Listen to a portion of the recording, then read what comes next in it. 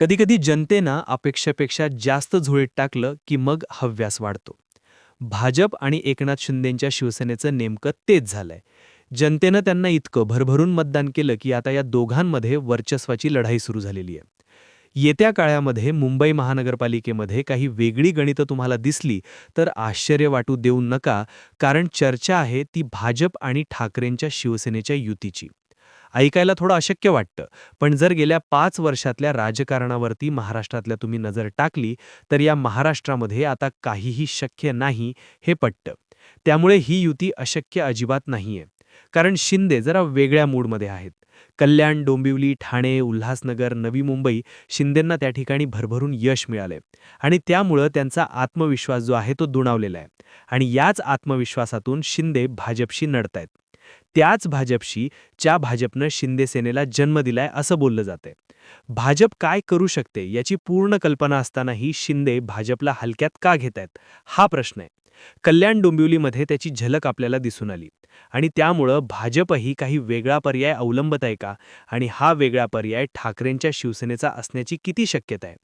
मातोश्रीकडून भाजपला प्रतिसाद मिळतो का, या सगळ्यावरती आपण या मुंबई महानगरपालिकेवरती आपली सत्ता असावी यासाठी भाजपनं सर्व यंत्रणा कामाला लावली. भाजपनं मोठी ताकद लावून ही निवडणूक लढली, पण एक हाती ती बहुमताचा आकडा मात्र त्यांना गाठता आलेला नाहीये. शिंदेंच्या शिवसेनेसोबत त्यांनी युती केलेली आहेच आणि सेनेचा 29चा आकडा घेऊन बहुमत पूर्ण होतंय. पण शिंदेंनी लगेच आपले नगरसेवक हॉटेलमध्ये नेल्यानं भाजप नाराज झालं.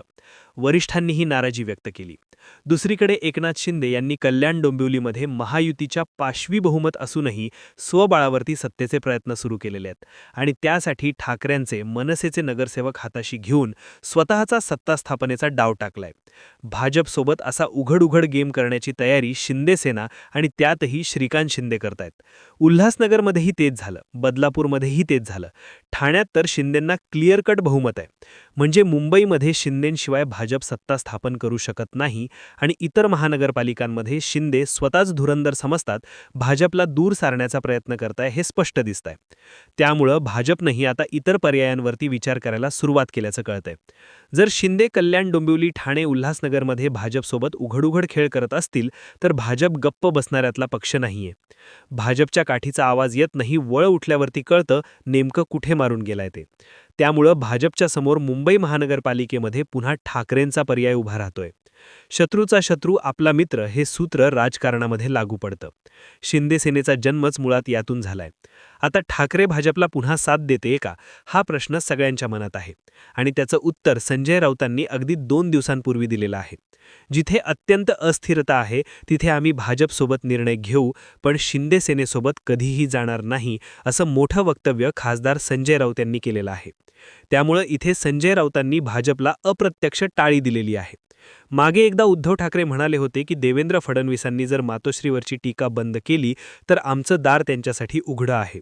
आता त्यावरती फडणवीस म्हणाले होते की आपण कधीही मातोश्रीवरती टीका केलेली नाहीये. उद्धव ठाकरेंनी देवाच्या मनात असेल तर आमचा महापौर हे एक वाक्य बोलल्यानंतर राजकीय भूकंप आला. त्यामुळं देव म्हणजे कोण, देवाभाऊ तर नाही अशी चर्चा सुरू झाली. शिवाय भाजपला अजित पवारांसोबत राजकीय तडजोड करावी लागतेच आहे. एवढी टीका होऊनही भाजप अजित पवारांसोबत युती करू शकते, तर इथे उद्धव ठाकरेंची शिवसेना त्यांचा नैसर्गिक मित्र आहे. हिंदुत्वाच्या मुद्द्यावरती भाजप ठाकरेंच्या शिवसेनेसोबत जाणं कधीही पसंत करेल. आता एवढं भरभरून बहुमत मिळालेलं आहे सर्वच महानगरपालिकांमध्ये भाजप शिंदे सेना या महायुतीला. पण त्यांच्यातली जी दरी आहे ती स्पष्ट दिसते. एकनाथ शिंदे भाजपला दूर करून सत्ता स्थापनेसाठी नवीन मित्र शोधताय, पर्यायांची चाचपणी करताय. युती म्हणून एकत्र लढले, पण विजयानंतर दोघेही एकमेकांचा गेम करायला बसलेले आहेत. दुसरीकडे दोन्ही ठाकरे बंधूंमध्येही फार काय बरं चाललेलं नाहीये. निकालानंतर 4च दिवसात राज ठाकरे शिंदेंसोबत कल्याण डोंबिवलीमध्ये संसार थाटतायत आणि त्यामुळं उद्धव ठाकरे नाराज आहेत. उद्धव ठाकरेंनाही फार काळ विरोधात बसून चालणार नाहीये. त्यामुळं भाजपकडून जर नव्या समीकरणांचा प्रस्ताव आला तर ठाकरे नकार देतील अशी ही परिस्थिती नाहीये. शिंदेही भाजपशी वाकड्यात जाऊन उद्या बिनसलंच तर मित्र असावेत यासाठी प्रयत्न करतायत. शिंदेंनी नगरपंचायतीच्या पाठोपाठ महानगरपालिकेमध्ये क्रमांक 2चा पक्ष होऊन आपली ताकद दाखवलेली आहे. शिंदेंच्या राजकीय महत्त्वाकांक्षा मोठ्या आहेत. म्हणजे बघा ना, महायुतीला विधानसभेमध्ये मोठं बहुमत मिळालं होतं. भाजपला 132 जागा मिळाल्या होत्या आणि शिंदेंची अपेक्षा होती की आपल्याला मुख्यमंत्री करावं. जेव्हा त्यांना कळलं की भाजप मुख्यमंत्रीपद देत नाही तेव्हा ते दरेगावी निघून गेले. त्यानंतर परत आल्यानंतर त्यांनी गृह खात्याचा आग्रह मुख्यमंत्र्यांकडे धरला. देवेंद्र फडणवीसांकडे ते सुद्धा फडणवीसांनी त्यांना दिलं नाही. ज्या नगर विकास खात्याचे ते सध्या मंत्री आहेत त्या खात्यातही फडणवीसांनी ढवळाढवळ केलेली आहे. अनेक नियुक्त्या रद्द केल्या आणि आर्थिक निर्णय मुख्यमंत्र्यांच्या म्हणजे फडणवीसांच्या संमतीनं घेण्याचं बजावलेलं आहे. त्यामुळे शिंदेंची सत्तेत असूनही घुसमट होतीये हे दिसून येतंय. कधीकधी तर फडणवीस आणि शिंदेंमधला हा जो दुरावा आहे तो स्पष्टपणे कॅमेऱ्यात सुद्धा दिसतो.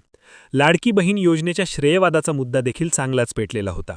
शिंदेंच्या पक्षाचे तानाजी सावंत आरोग्यमंत्री असताना फडणवीसांनी 3,000 कोटींचं कंत्राट रद्द केलं होतं आणि त्यामुळे शिंदे भाजपवरती नाराज आहेत आणि त्याचा पुढचा अंक महानगरपालिकेच्या निमित्तानं आता दिसतोय.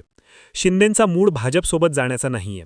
त्यामुळे भाजपला आता दुसरा मित्र शोधणं अपरिहार्य आहे आणि शिंदे जर जड जात असतील तर पुन्हा एकदा ठाकरेंचा पर्याय भाजपच्या समोर दिसतोय आणि त्याचं पहिलं पाऊल कदाचित मुंबई महानगरपालिकेच्या निमित्तानं पडू शकतं.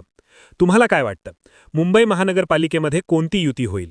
शिंदे मनसेला घेऊन आकड्यांची जोडणी करू शकतात की भाजप ठाकरेंना सोबत घेऊन शिंदेंना धक्का देणार की अपरिहार्यता म्हणून जे सुरू आहे भाजप आणि शिंदेसेना महायुती ते सत्ता स्थापन करणार? आम्हाला कमेंट करून तुमचं मतही सांगा. तुमचं काय ॲनालिसिस आहे? या व्हिडिओमध्ये इथे थांबतोय. आमच्या यूट्यूब चॅनलला जर तुम्ही सबस्क्राईब केलेलं नसेल तर सबस्क्राईब करा. आम्ही फेसबुकवरती आहोत, तिथे आम्हाला फॉलो करा. धन्यवाद.